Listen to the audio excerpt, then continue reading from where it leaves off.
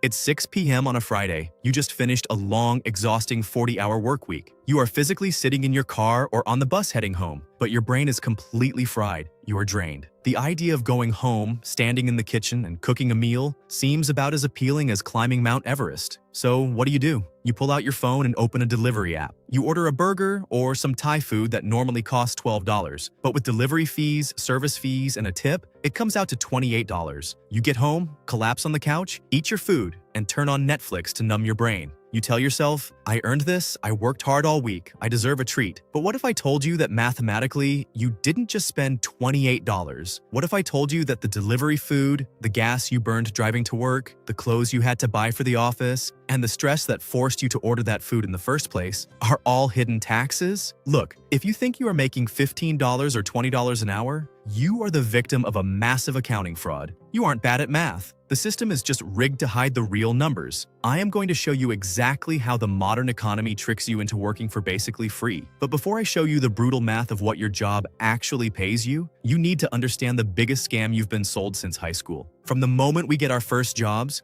we are taught to value ourselves based on our gross income. If you make $40,000 a year, you think of yourself as someone who makes $40,000. If someone asks how much you make an hour, you proudly say, I make $20 an hour. But here's the truth. In the business world, looking at your revenue without looking at your expenses is how companies go bankrupt. If a bakery sells $1 million worth of bread, but they spend $1 million on flour, rent, and ovens, that bakery is worth zero. Yet, when it comes to our own lives, we only look at the revenue. We completely ignore the cost of doing business. And the business is you. You are selling your time, your energy, and your life. Let's look at two completely different people. We will call them Average Alex and Quietly Wealthy Marcus. Both make $20 an hour. Both work 40 hours a week. On paper, they make the exact same amount of money. But at the end of the month, Average Alex is broke, stressed, and putting his groceries on a credit card. Marcus is calm, has a growing savings account, and never worries about money. The difference isn't that Marcus inherited $1 million. The difference is that Marcus understands his real hourly wage, and Alex is still living in a fantasy world. Let me break down the exact traps keeping Alex broke. The first wealth killer is the one nobody talks about. It is the theft of your time. Your boss tells you that you work 40 hours a week.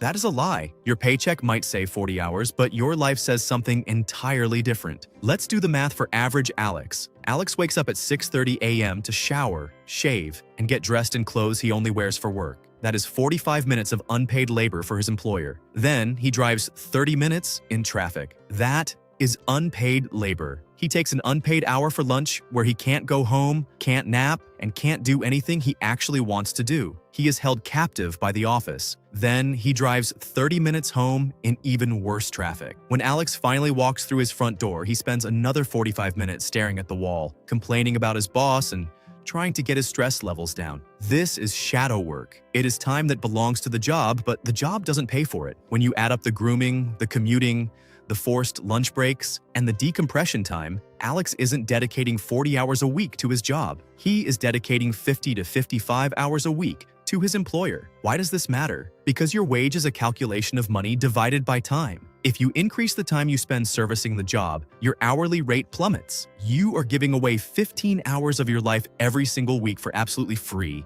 But it gets worse, because you aren't just giving them free time. You are actually paying money out of your own pocket for the privilege of working for them. I call these the vampire costs. These are expenses that quietly drain your bank account, and they wouldn't exist if you didn't have this specific job. Let's look at the commute. The average worker spends thousands of dollars a year on gas, car maintenance, and insurance just to get to the building where they make the money. You are putting wear and tear on a car that you basically only own to get to work. Then there is the cost of appearance. You need specific uniforms or business casual clothes or comfortable shoes for standing all day. You have to pay to wash them or dry clean them. But the deadliest vampire cost of all is the convenience premium. Because Alex is at work all day and exhausted, he doesn't have the energy to meal prep. So he buys a $12 lunch at the deli near work 3 times a week. He buys a $5 coffee every morning because he needs the caffeine to survive the shift. According to data, the average person spends over $3,000 a year on work coffees, lunches, and convenience foods. I mean,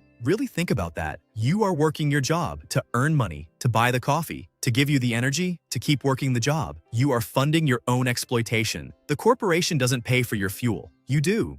Now we reach the darkest category of all. This is where the system completely traps you. I call it the decompression tax. This is the money you spend to numb the pain of your job. Remember that $28 DoorDash order from Friday night? You didn't buy that because you were hungry. You bought it because you were exhausted. It's the Friday night drinks at the bar to blow off steam. It's the random stuff you buy on Amazon at 11 p.m. because you feel miserable and you want a quick hit of dopamine. It is the expensive weekend trip you book because you desperately need an escape from your reality. You are paying a premium to survive your own life. You are in a vicious cycle of earning money to pay for the therapy, the takeout, and the distractions that you only need because of how you earn the money in the first place. This is exactly what keeps the working class broke. The system exhausts you, and then the system sells you the cure for your exhaustion at a 300% markup. So let's put it all together and calculate average Alex's real hourly wage. Alex makes $20 an hour. That is $40,000 a year before taxes. First, the government takes their cut. Federal taxes, state taxes, Social Security. Depending on your state, Alex is left with roughly $30,000 to $32,000. Now we subtract the vampire costs. Gas and car maintenance for the commute, let's say $3,500 a year. Work clothes and dry cleaning, $500 a year. Those daily coffees and bought lunches, $3,000 a year. The decompression tax, the delivery apps, the drinks, the impulse shopping to feel better. Let's be conservative and call it $2,000 to $4,000 a year. Subtract all of that, and Alex's real take-home profit for the year is only $21,000. Now remember the time theft? Alex isn't working 2,000 hours a year. With the commute, the grooming, and the unpaid breaks, he is dedicating nearly 2,800 hours a year to the job. If we take his real profit of $21,000 and divide it by his real hours of 2,800, Alex is not making $20 an hour. Alex is making $7.50 an hour. Let that sink in. You think you are moving forward. You think you are making decent money. But after the taxes, the commute, and the convenience costs, you are mathematically making less than a teenager walking to their summer job at a local pool.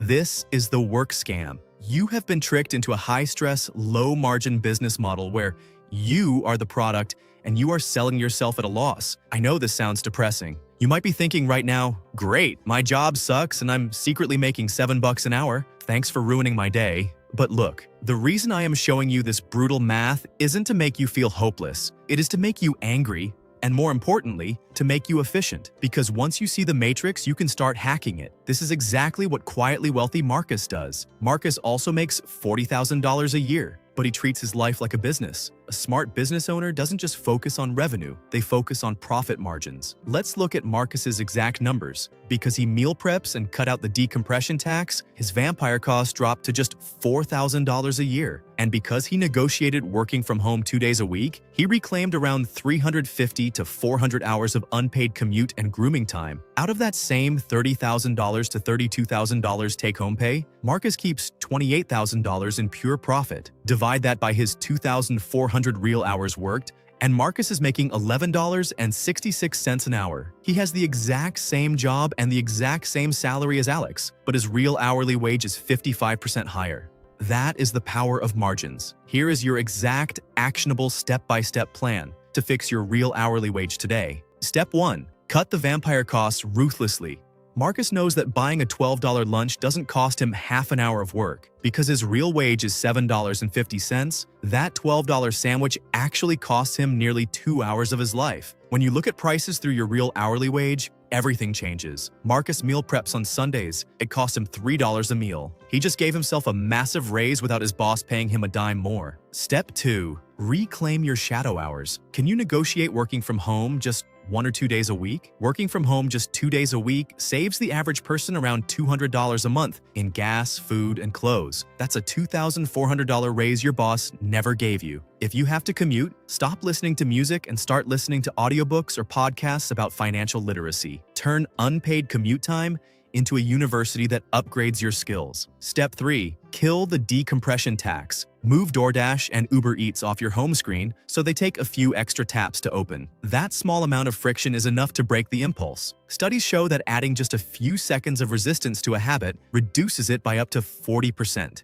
When you are tired on a Friday, Eat a frozen pizza that costs $4 instead of ordering a $28 delivery. You don't need to quit your job tomorrow. You just need to widen the gap between what you earn and what it costs you to work. Because if you can save just $150 a month by bringing your lunch and avoiding delivery apps, and you invest that $150 into a simple S&P 500 index fund, in 20 years, that tiny adjustment grows into over $85,000. You aren't just saving money on food, you are buying back your freedom.